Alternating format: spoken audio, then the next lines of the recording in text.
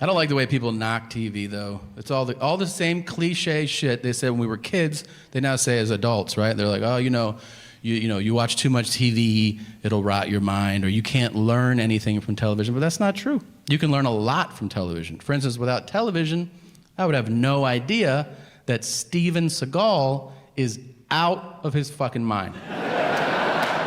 Or alive. I also didn't know that. He has a show. It's not a scripted show. It follows around the real Steven Seagal, and every episode begins with him looking in the camera and saying, I don't know if you knew this or not, but for the last 20 years, I've been a cop. And you're like, what did you just say? I thought you've been making shitty movies for the last 20 years. What are you talking about? You watch the show, he has the most unlikable quality in a human being, which is that he is an expert in everything. Literally, if a dog walks by, he's like, that's a Shih Tzu boxer hound mix right there. And they're like, how do you know that? He's like, I've been working with dogs for like 35 years. Then a helicopter flies by, and he's like, that's a HUB 106. And they're like, how do you know that? And he's like, I've been flying helicopters for like 47 years. Then he does the thing, though, that everybody does who knows something about everything. Everybody has a friend, no matter what you're doing. They know the history of it all. They know every topic, every fucking fact. If you're eating dinner, they're like, forks are from the Roman times, and they would sculpt them out of bark. And you're like, will you shut the fuck up and let me finish this, please? Seagal will do that, too, but he's making it up. He'll be like, they also call that helicopter a skippy. And they're like, why? He goes, listen to it. Skip. That's bullshit. You made that shit up. Oh, seriously. It just blows my mind. It really does. That everybody in this room, everybody has this real world possibility in their lives. All of us. We could go tonight, if we wanted to, tonight. You could go to Louisiana. You could start a fight in a bar. And there is a real world possibility that Steven Seagal will arrest you. Isn't that insane to you? I've lost sleep over this shit. I mean, that's crazy. That's literally like if you leave here and you roll through a stop sign and then Sylvester Stallone is like, hey, roll it down. And you're like, get the fuck out of here. You work here? He's like, it's my passion, yeah. Will you say Adrian or something? Nah. It's nuts. You have to watch this show. He panders to every group according to race, knowing full well there's a camera crew following him around. He doesn't give a shit. If you're white, he's like, how's it going? All right. And then to black people, he's like, what's up, cuz? And they're like, hey, what's up? I'm holding you down, so holla if you need something. Okay. And then to all Latino, Spanish-speaking people, he insists on speaking horrifically broken Spanish, even if they start the conversation in English. If they're like, hey, yeah, I called 911, thank you for coming. The thing is, he's like, hola. Mucho Queso. He's like, I think my English is way better than your Spanish, man. And he's like, no, gracias. No. And then to all Asian people, he bows, regardless of where he meets them. If you're Asian and you cross Steven Seagal's path, he's like, yeah. And you sit and they go, hey, I was born here, you dick. Like, you don't have to do that. And he's like, sorry, I've been doing martial arts for like 85 years.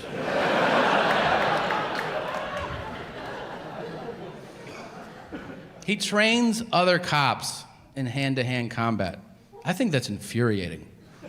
For those cops. It's not like we're hanging out. We're like, hey, man, do you want to do like a couple shots and then go down the street?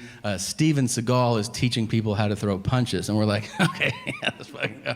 No, it's you're a cop and you show up at work and they're like, we're going to go over hand-to-hand combat today so you can protect yourself if you're in a really dangerous situation. You're like, oh, cool. Who'd you bring in to teach us? Like some Navy SEALs or Green Berets? And they go, no, we brought in Steven Seagal.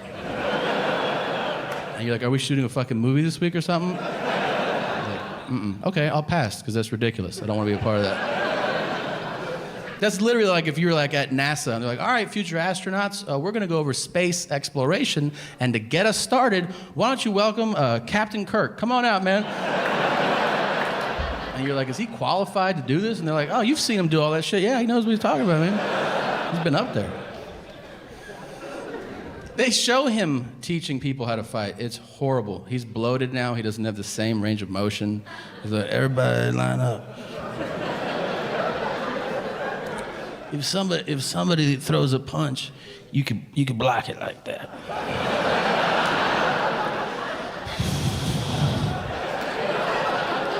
And then you could kick him in the throat like that. Are you kicking a child in the throat right now? Some people's throats are down there. I like Havarti cheese the most. What's your favorite?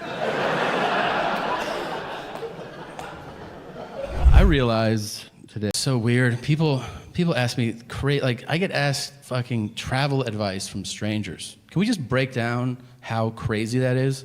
Like, people come up to me and they're like, hey, you travel a lot, right? And I'm like, yeah. I'm like, where should I go? I don't fucking know you, man.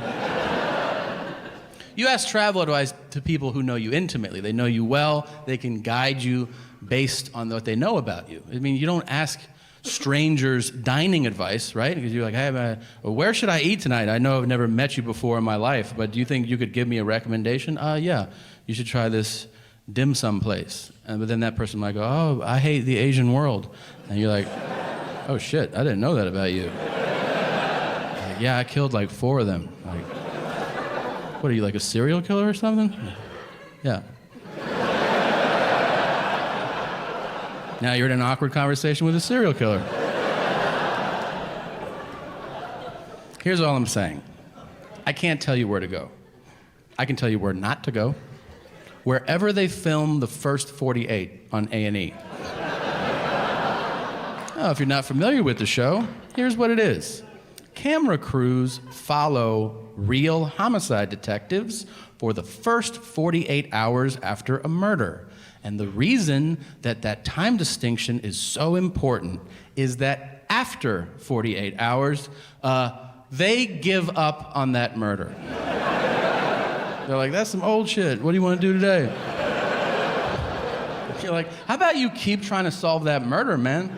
That shit happened on Monday. It's Wednesday. We're not going to solve that shit. Really. There are so many amazing moments on that show. So many. A lot of the episodes take a similar path. I'm blown away, first of all, at how many times there's a witness to a murder. It's crazy. I always thought murders happen in dark alleys. Nobody saw shit. No. Every other episode, they're like, you see that shit? And the guy's like, I saw that shit, yeah. Where? Right fucking here. Really, I was standing here, and then he killed that dude there. Like, what'd he look like? He was like 5'2" to 6'8", something like that. And they're like, that's the fucking description you're gonna give us? Uh-huh. Anything else about him? Yeah, he had ears too. Thanks, man. No problem. They still will sketch that shit out. I don't know. And they show it to people. Do you know this guy? And everyone's like, nah. But then one guy will be like, yeah! That's Cricket right there! You're like, oh shit. You know him? I've been knowing Cricket 27 years! What's his real name? Man, that's just Cricket, and I don't even know. Stop being white and weird. That's a perfect fucking impression, and you know exactly who that was, okay? Yeah, it's a black guy, and he's wearing a wife beater, and he's got on a dirty hat, and he's got a cigarette hanging out of his mouth. And he looks like he's about 33, but you find out he's 76 years old. And he speaks super aggressively to the cops. Like, I've been out here for a minute! And they're like, all right, Jesus Christ. When was the last time you saw him? He came through with jellyfish last week. They were looking for some smoke. And they're like, all right, Jesus Christ. They always cut to the whitest detective from that guy, too. They cut from that guy to the guy who's like, I don't think he's going to help us out. We're going to have to find Cricket on our own. That show has the best moment in television. It's the most dramatic thing you could ever see, because it's real life, and that is the interrogation. The interrogation is amazing, because here's the thing about drama. If you want to have a great, dramatic moment, raise the stakes. Guess what? There's no higher stakes than somebody being questioned about taking somebody else's life. It's inherently compelling television. It is also super serious. But the detectives insist on using the suspect's street name, so the whole thing turns into a fucking cartoon. Like, they're literally like, your life is on the line. We need to talk to you. Why don't you have a seat? Little stank, why don't you sit down for a second? Did you or did you not know Dookie Shoes? I don't know no Dookie Shoes. I got a picture of you hanging out with Dookie Shoes. I mean, I seen them. I don't know. And then they'll throw one bit of evidence against the wall, hoping it'll solve the case. They'll be like, well, we were talking to Namin, and he said that you were at the 7-Eleven last week. And he'll be like, yeah, I shot him in the face. And you're like, God damn, really? That's all it took to break you? Dude, lie. Lie for longer. You can kill somebody, you can't lie for 10 fucking minutes about it? Like, dudes will break on anything. They'll be like, we heard you had on a blue shirt last Friday. Yeah, I stabbed those 4 people. Dude, a lot of people have blue shirts, man. You can still get out of this. Here's what I've learned watching that show, okay? Lawyer up. You can't handle that shit. Everybody's like, I'm gonna talk to the cops and straighten this whole thing out. You're gonna do 25 to life. Have fun with that, man. Nobody asked for a lawyer. I've seen 300 people get interrogated on this show. 2 of them were like, can I talk to a lawyer? And both times the detectives were like, fuck! Not a big deal, though. I don't know what the fuck people make a big deal out of weed, you know? You see it change. I mean, states have it legalized. I don't know why the perception I find from other people about California, they think we're like the wild fucking West. Like, people, they're like, oh, you live in LA, you guys just smoke joints and tell the cops to suck your dick, right? And I'm like, yeah, that's exactly right, yeah. You should do that too when you come out. LAPD is super into that. But take your joint, flick it out and be like, suck my dick, man. They'll laugh and high five you, it's funny.